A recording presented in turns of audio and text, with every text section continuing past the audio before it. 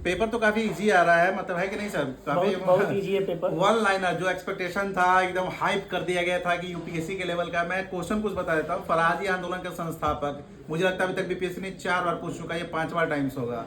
हरियक वंश का संस्थापक कौन थे?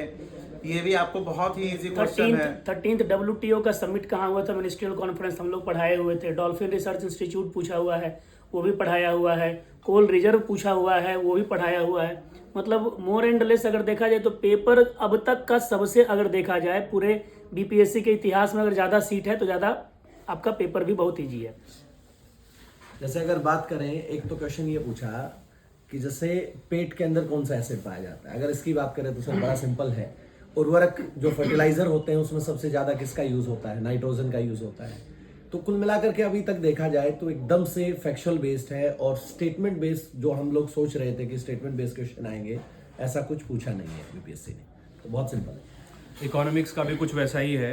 वैसे तो सारे क्वेश्चंस वन लाइनर ही हैं, चाहे ट्रेडिशनल पूछा हो या फिर करंट से जोड़ करके। जैसे एक सवाल है कि पूंजीवादी बॉम्बे प्लान का वास्तुकार कौन नहीं था, तो धीरू भाई अंबानी का नाम इसमें डाला हुआ है। तो ऐसे 4 ऑप्शन ऐसे आसान से हैं। कुछ ऐसे सवाल भी हैं जो कि अलग से मैंने कोशिश की थी क्लास में। जैसे आर्थिक सर्वेक्षण 23-24 के अनुसार जो जीवीए में कंट्रीब्यूशन है कृषि, उद्योग और सेवा क्षेत्रों का, वो क्या है? तो तीनों का, तो इस तरीके का एक सवाल इत्तेफाक से मैंने भी डाला था, बजट से भी डाला था और सर्वे से भी डाला था एमसीक्यू में। तो इस तरीके के सीधे हैं। मतलब आपको जैसा हम लोग स्टेटमेंट बेस्ड और जैसा लास्ट टाइम इकोनॉमी से क्वेश्चन पूछा था और जिसके लिए हम लोगों ने बच्चों को तैयार किया था, इसका एक फायदा ये होगा कि जो बच्चे उस हिसाब से मेहनत करके गए उनको इसमें बिल्कुल तकलीफ नहीं होगी, उनके लिए तो आसानी हो गया। तो अभी देखते हैं। पॉलिटी का भी बहुत आसानी दिख रहा है यहाँ पे। क्यों सर? 42nd अमेंडमेंट से क्या क्या ऐड किया गया? धर्मनिरपेक्ष और समाजवादी, ये सब लोग जानते हैं, बेसिक सी चीज़ है प्रियम्बल का।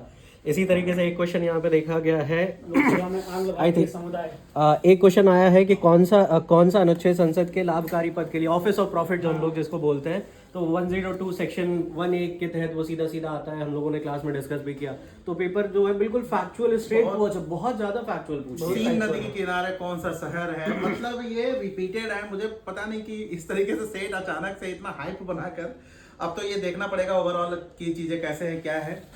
कौन राष्ट्रपति बनने से पूर्व लोकसभा अध्यक्ष रहे थे? मतलब एकदम फैक्चुअल क्वेश्चन जो पूरा complete one day exam type लग रहा है वो। वन डे एग्जाम जो आप सही बोल रहे हैं, वन डे एग्जाम की तरह ये किया है।